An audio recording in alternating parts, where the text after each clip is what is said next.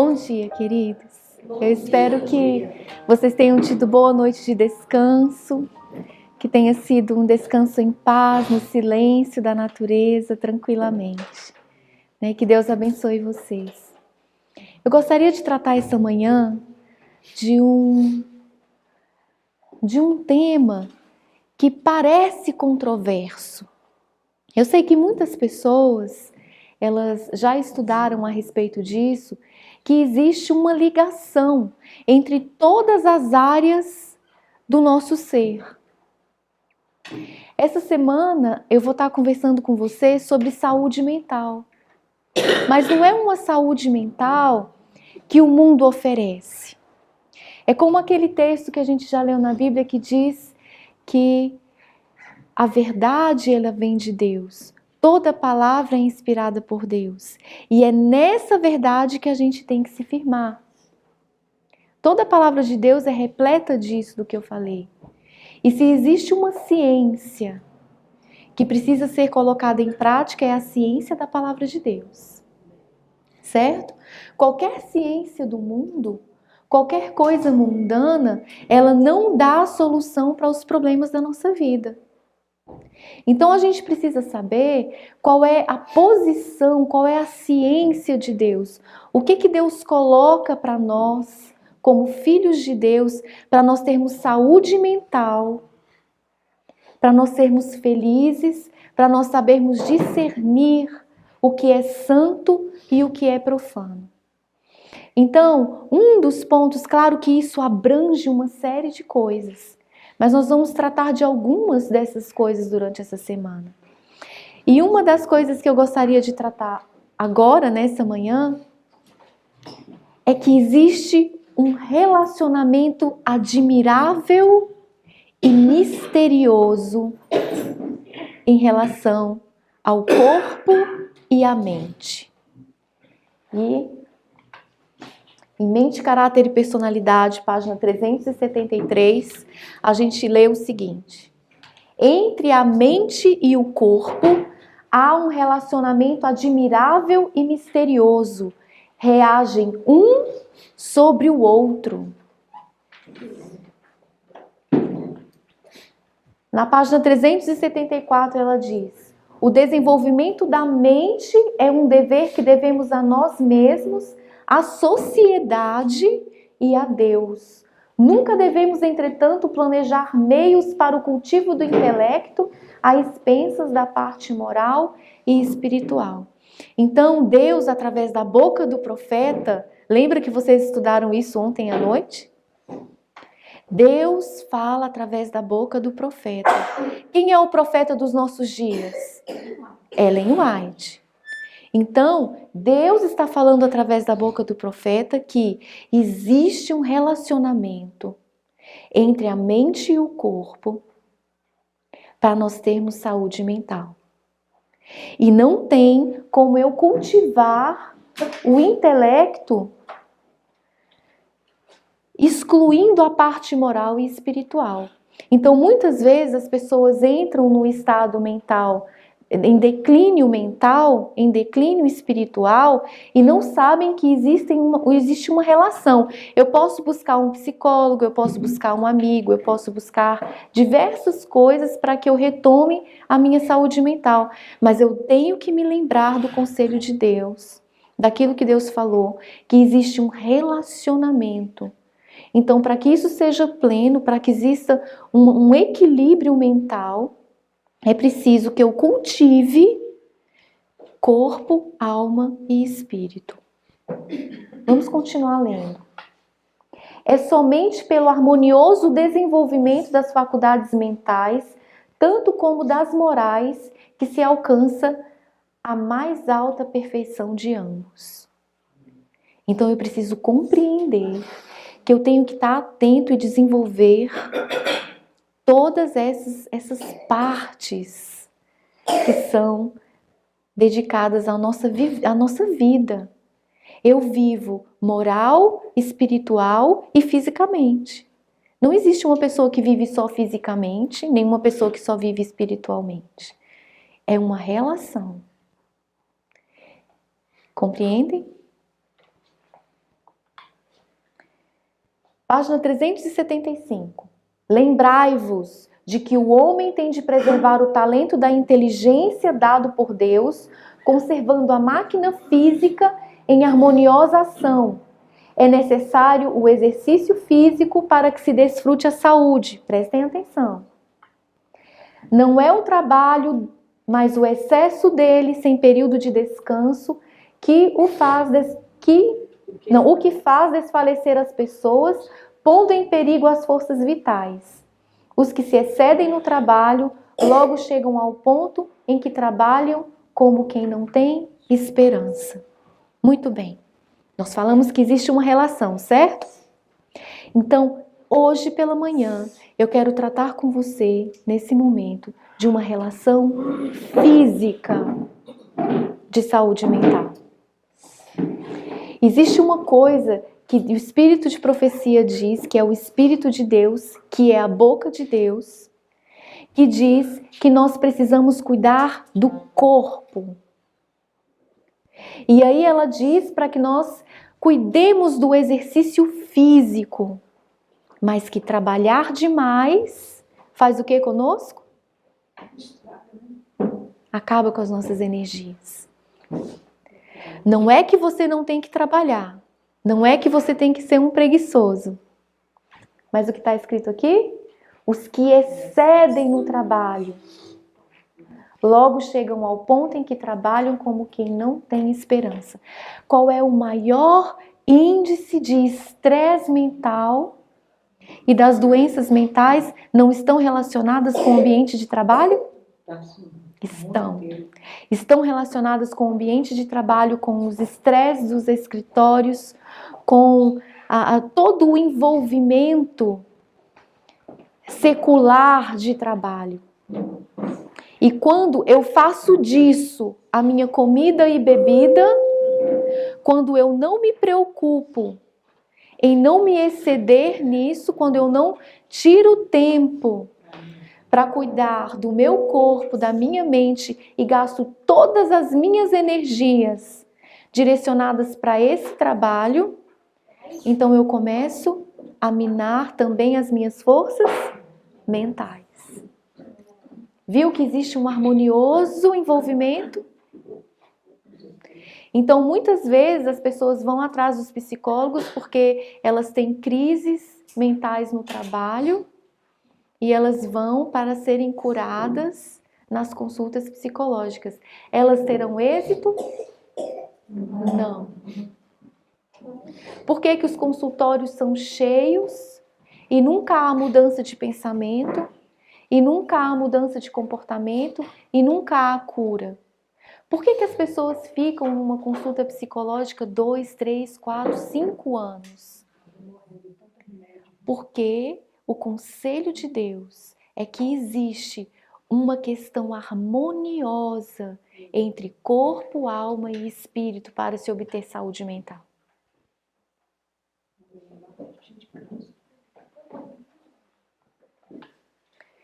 Página 376, do Mente, Caráter e Personalidade.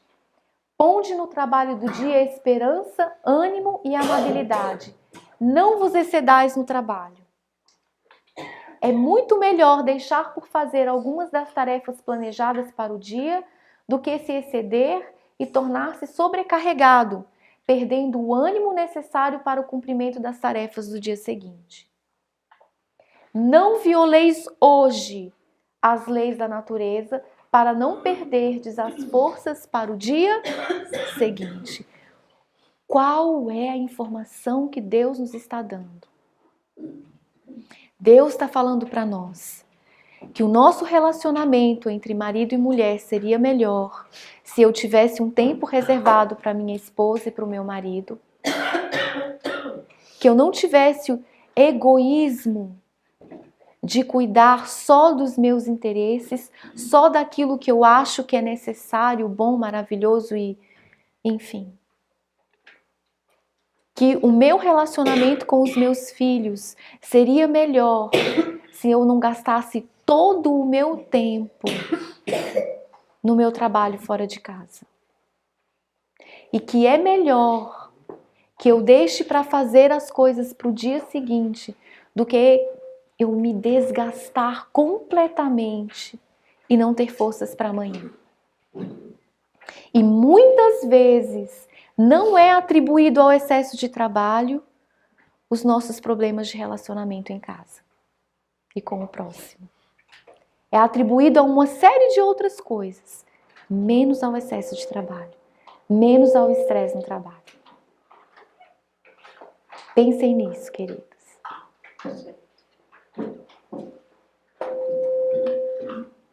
Qual a consequência disso? Mente, Caráter e Personalidade, volume 2, página 381. És teu próprio inimigo.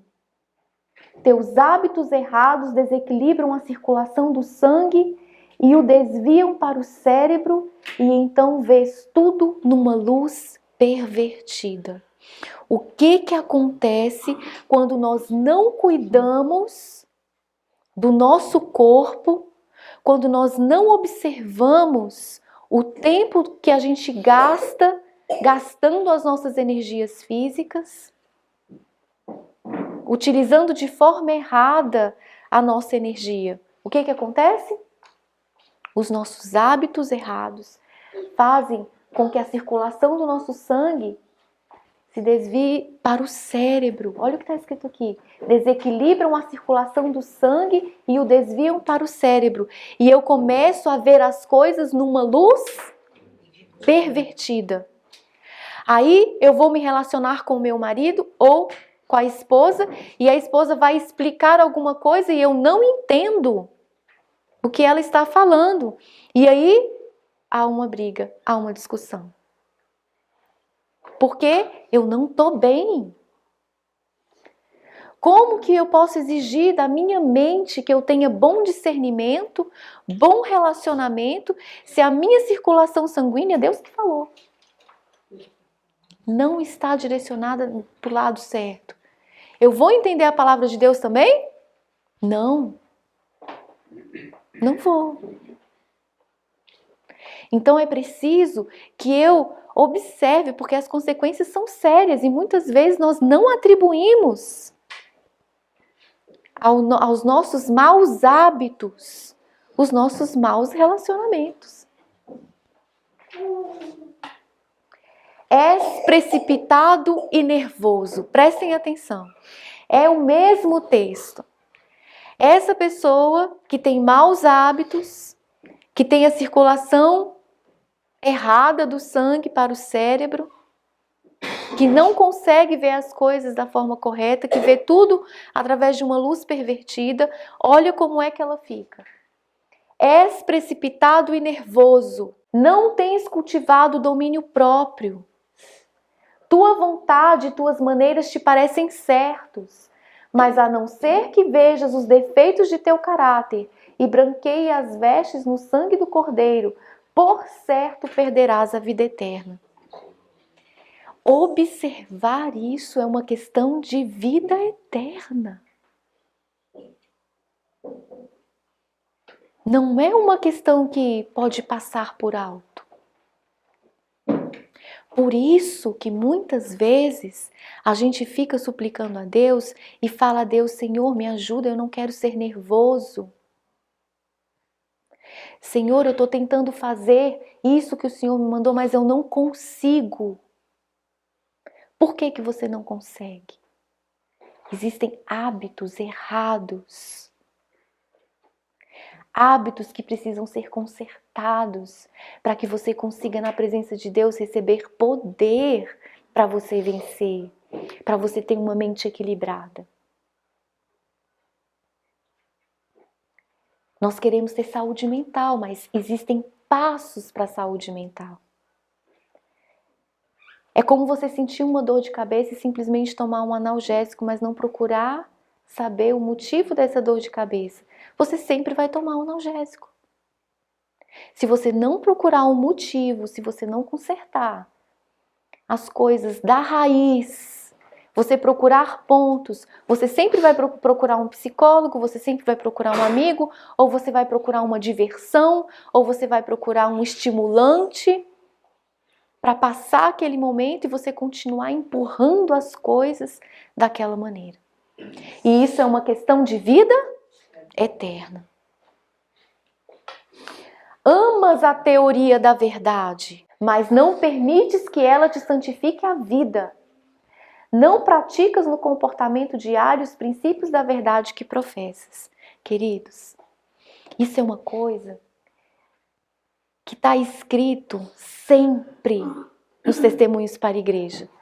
Todos, quase que todos, não posso dizer todos, mas a maior parte de todos os testemunhos, a senhora White diz assim: você ama a verdade, mas você não é santificado por ela. Que angústia! Por que que eu conheço a verdade e eu não consigo ser santificado por ela? O que que significa conhecer a verdade e não ser santificado por ela? Significa que eu não consigo colocar em prática o que eu conheço. Por que que eu digo que eu amo a Jesus, que eu creio na Bíblia, no poder do Espírito Santo e a minha vida não muda e os meus pensamentos não mudam? Porque eu não consigo colocar em prática isso. Por que que a verdade não me santifica? É o mesmo texto, queridos. É a mesma pessoa que está recebendo esse conselho.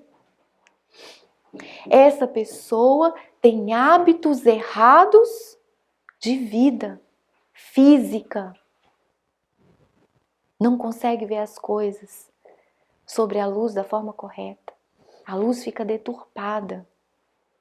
Porque os meus hábitos estão deturpados. Mente, Caráter e Personalidade, volume 2, página 381. É a falta de ação harmoniosa no organismo humano que traz a enfermidade. Porque eu estou sempre doente. Eu posso, inclusive, fazer reforma de saúde.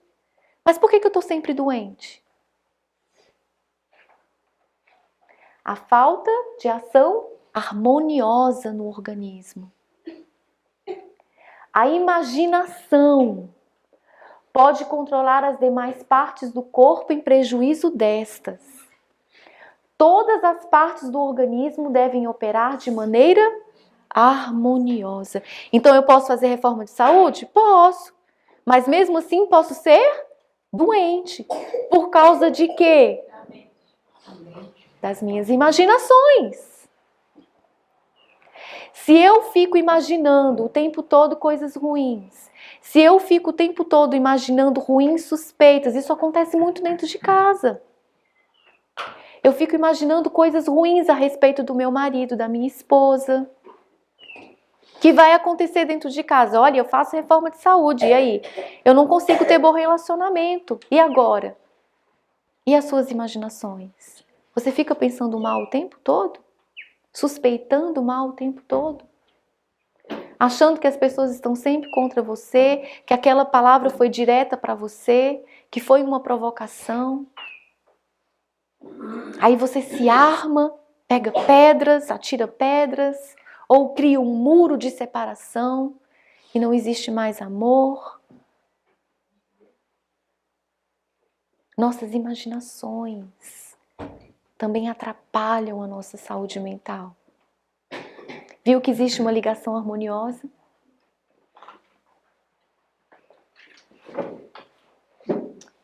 Se uma das faculdades é deixada ficar dormente ou é desviada de seu próprio curso, não é alcançado o propósito de Deus. Todas as faculdades devem ser bem desenvolvidas. Cada uma delas deve receber cuidados, pois cada um tem influência sobre as outras e todas têm de ser exercidas a fim de que a mente seja devidamente equilibrada. Ficou bem claro? Então, eu preciso cuidar do que eu como, eu preciso cuidar do meu tempo de trabalho, eu preciso cuidar das minhas imaginações. Físico, moral e espiritual. Se eu não começar a ficar atento, isso não é uma coisa que vai deixar a gente neurótico, não. Ficando em cima, não. É uma coisa que a gente vai começar a perceber naturalmente.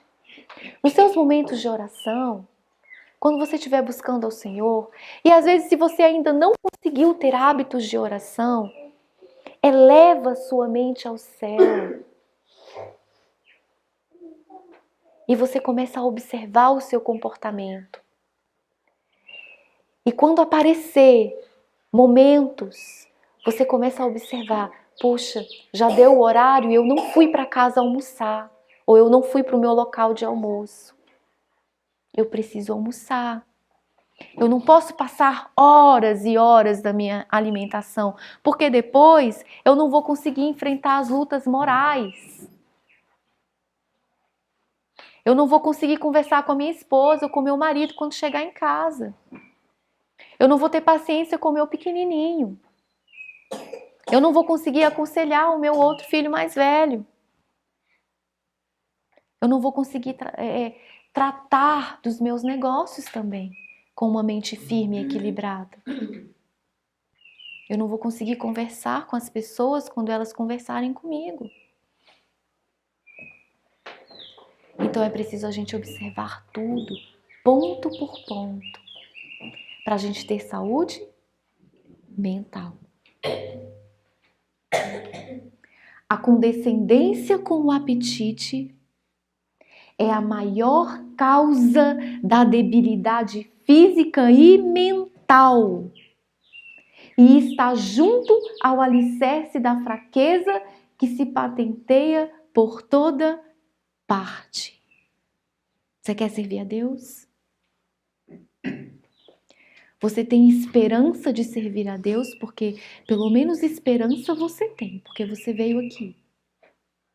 Pelo menos esperança de que sua vida mude, de que alguma coisa aconteça na sua vida, você tem. Por isso que você está aqui. Ouça a voz do Senhor te dizendo. Se você precisa tomar passos em relação à reforma de saúde e você tem o desejo de que o Espírito de Deus possa controlar a sua mente, possa te dar poder para as atividades do dia, lembre-se que é preciso uma reforma de saúde. Não tem como uma pessoa que conhece a palavra de Deus e o Espírito de profecia falar que a sua saúde mental vai melhorar porque você vai num psicólogo ou porque você só vai ficar de joelhos em oração. É um conjunto de coisas. Em Mente, Caráter e Personalidade, volume 2, página 392 e 393. Pensar demais no alimento. E agora? É preciso fazer reforma de saúde? É. Mas e se eu ficar pensando só no alimento? É impossível prescrever por peso a quantidade de alimento que deve ser tomado. Não seria prudente seguir esse processo, pois assim fazendo, a mente se torna concentrada em si. Aliás, o comer e beber torna-se por demais uma questão de pensamento. É preciso fazer reforma de saúde, mas é preciso que a gente não faça disso o motivo da nossa vida. É preciso que a gente não fique controlando a quantidade de comida que a gente vai comer. É preciso que a gente não fique controlando os outros, o tanto que eles estão comendo, o que eles estão comendo. Sabe por quê? Porque hoje muitas coisas na reforma de saúde estão sendo exageradas. As pessoas estão transformando a reforma de saúde num fardo muito pesado, em requisitos e detalhezinhos que, na verdade, vão desanimando a pessoa a concluir o caminho. Deus deixou escrito para nós, no Espírito de Profecia, a forma como nós temos que alimentar. Existem regras de alimentação? Existem. Existem.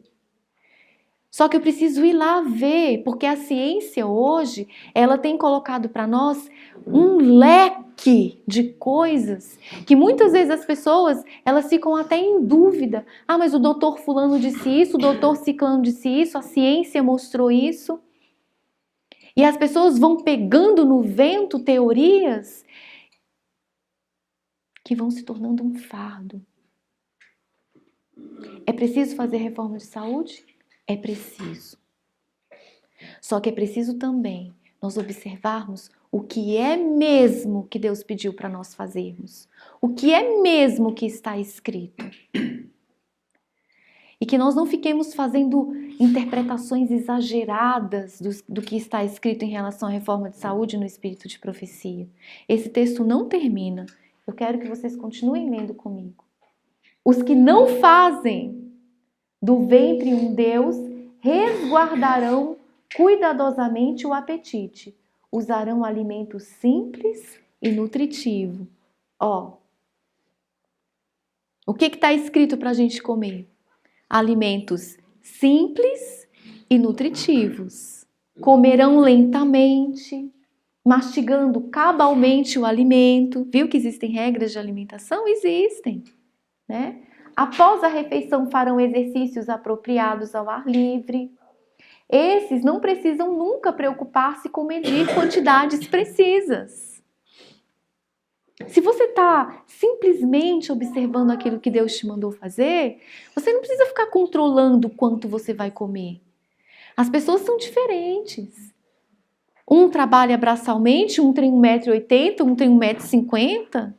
Um é magrinho, o outro é mais forte. Eu não posso medir a quantidade de alimento que eu ponho no meu prato com a quantidade de alimento que o outro coloca no prato dele. Existem necessidades físicas diferentes de uma pessoa para outra. Existe também o paladar de uma pessoa para outra. Mas qual a regra que Deus colocou para nós? Olha, isto é bom. Qual é? Coma lentamente. Mastigue bem. Coma alimentos simples e saudáveis. Isso não quer dizer que você vai comer uma comida ruim. Coma uma comida temperada, gostosa, que agrade o seu paladar. Mas não fique colocando coisas demais nessa comida, para que ela acabe ficando muito elaborada e acabe fazendo mal para você. Muitos há que têm assumido um pesado sentimento de responsabilidade quanto à quantidade e à qualidade do alimento melhor e adaptado para nutrir o organismo. Vocês estão vendo isso hoje na reforma de saúde entre nós? Entre aqueles que estão preocupados com a saúde? Existe um demasiado peso sendo colocado sobre as pessoas quanto à responsabilidade da qualidade, da quantidade. O que eu preciso comer hoje? O que é que eu vou comer hoje? Quanto que eu vou comer hoje? Isso pode? Isso não pode? E as pessoas vão se carregando desse fardo. E isso vai trazendo o quê? Lá desde o início desse texto, uma saúde mental ruim.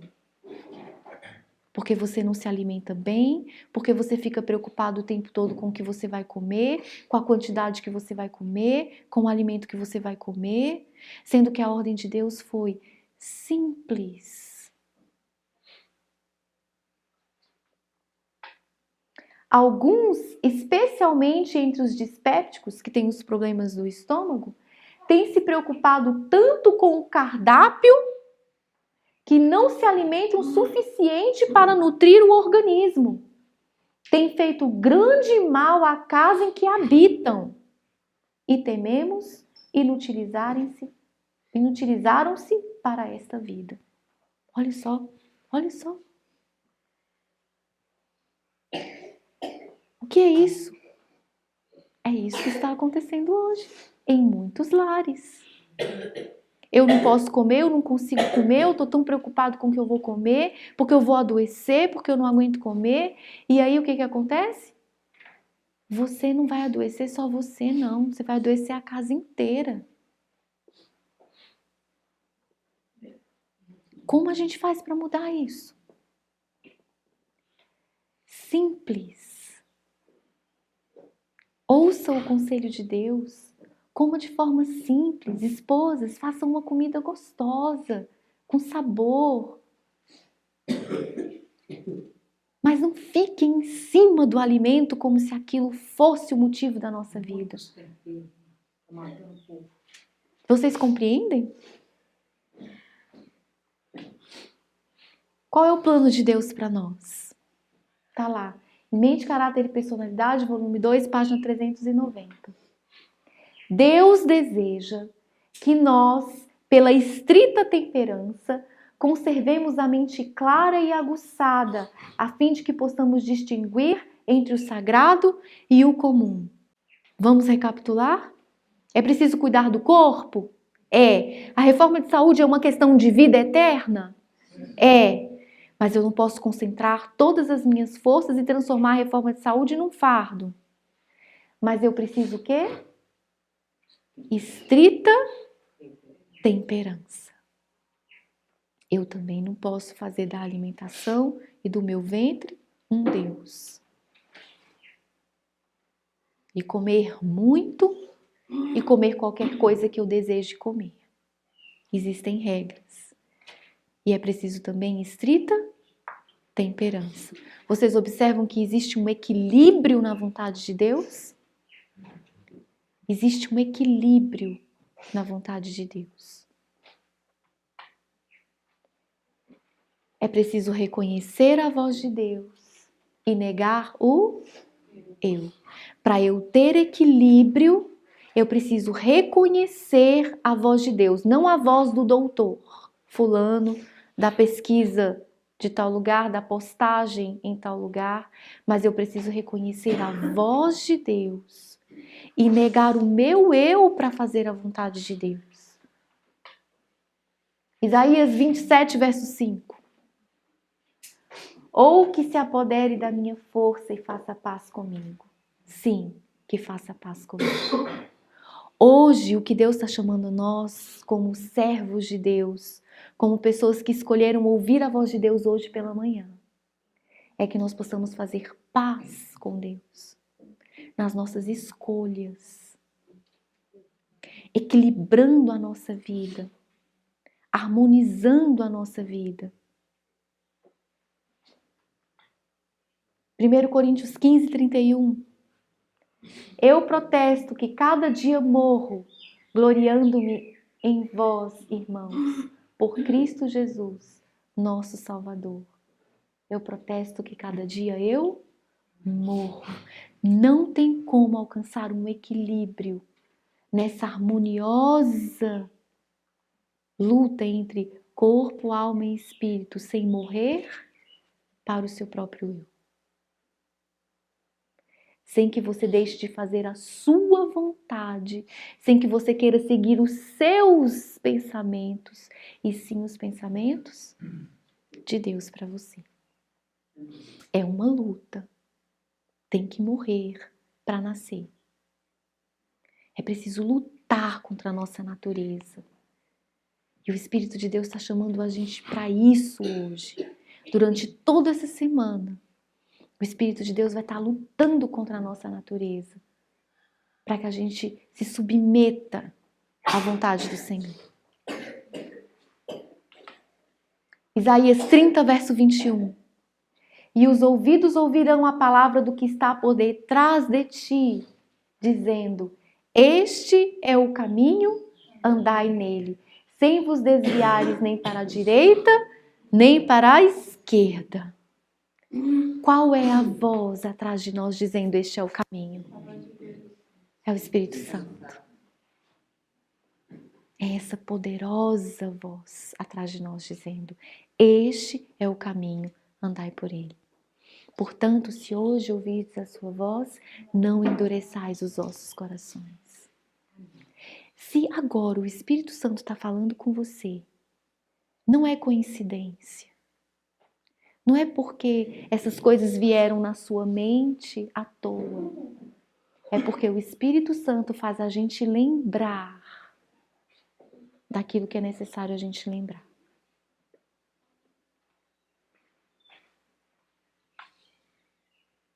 Meditação matinal, a maravilhosa graça do dia 12 de julho. Deus conosco em Cristo Jesus, para nos acompanhar a cada passo da jornada para o céu. Amém? Eu vou fazer isso sozinha? Não. Deus conosco em Cristo Jesus. O Espírito Santo conosco, servindo-nos de consolador e de guia, poderosa pessoa da Trindade. O Espírito Santo conosco, nos servindo de guia em nossas perplexidades, para dar lenitiva a nossas dores e proteger-nos na tentação. Eu vou estar sozinha? Você vai estar sozinho? Não. É uma batalha? É. É uma negação do eu? É. Mas Deus conosco em Cristo Jesus. O Espírito Santo conosco como guia. Tenha coragem, queridos. É preciso coragem. É preciso coragem. Só para os fortes. E eu vou dizer para vocês, é quando sou fraco que sou forte.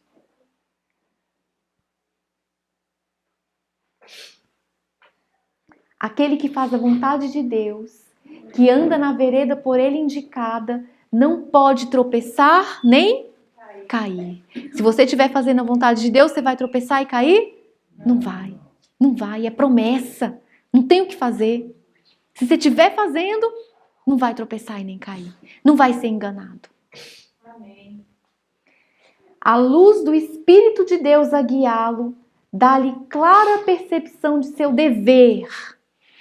O que o Espírito Santo vai imprimir na nossa mente? O nosso dever. Se você sentiu hoje na sua mente, no seu coração, o seu dever, se o Espírito Santo falou com você, puxa vida, eu preciso mudar. É o poder de Deus falando com você. Conduzindo-o direito até o fim de sua obra. Se a gente obedecer, se a gente ouvir a voz do Espírito Santo, ele vai conduzir a gente direitinho até o final do caminho. Amém. Até tudo ser completado. É preciso obedecer. É preciso caminhar, é preciso ter coragem, é preciso acreditar que quando eu sou fraco e que sou forte, eu preciso me submeter a isso. À vontade de Deus e não à minha vontade. 1 Coríntios 10, 13. Não veio sobre vós tentação senão humana, mas fiel é Deus, que não vos deixará tentar acima do que podeis. Antes, com a tentação, dará também o escape, para que a possais suportar. Você vai ter lutas, tentações para você fazer sua reforma de saúde? Vai! Vai! Mas quem vai te dar o escape? É o poder de Deus, é Jesus Cristo, é o Espírito Santo. E a tentação que vier sobre você não é sobre-humana. 1 Pedro 5, verso 10 e 11. E o Deus de toda graça, que em Cristo Jesus nos chamou à sua eterna glória, depois de havermos padecido um pouco, Ele mesmo vos aperfeiçoe, confirme, fortifique e estabeleça. A Ele seja a glória e o poderio para todos sempre. Amém. Quem vai estabelecer? Aquele que tiver a coragem, aquele que se submeter, aquele que se colocar de joelhos diante da presença do Senhor para fazer a vontade do Senhor. Quem? É o próprio Deus. Ele vai nos aperfeiçoar. Ele vai curar a nossa mente. Ele vai fazer as perplexidades sumirem e vai fazer com que os problemas se resolvam. É o poder de Deus e a obediência àquilo que Ele nos pediu. Salmo 62, versos 6 e 8. Só Ele é a minha rocha e a minha salvação. É a minha defesa. Não serei abalado. Confiai nele, ó povo, em todos os tempos. Derramai perante ele o vosso coração. Deus é o nosso refúgio. Amém? Amém. Deus é o nosso refúgio. Muitas vezes A gente atribui a Deus a nossa falta de paz. Mas a promessa de Deus é: se hoje ouvirdes a minha voz, eu vou mudar a sua vida. Eu vou te dar poder e você vai vencer. É promessa. Deus prometeu. Ele é a nossa rocha. Não serei abalado. Faça o que Deus te pediu. Lembre-se que existe uma harmonia. Lembre-se que você precisa fazer coisas, sim. Mas tem de ser as coisas que Deus pediu. Mas elas devem ser feitas pelo poder de Deus. Sozinhos? Não. Mas confiando na rocha. Amém?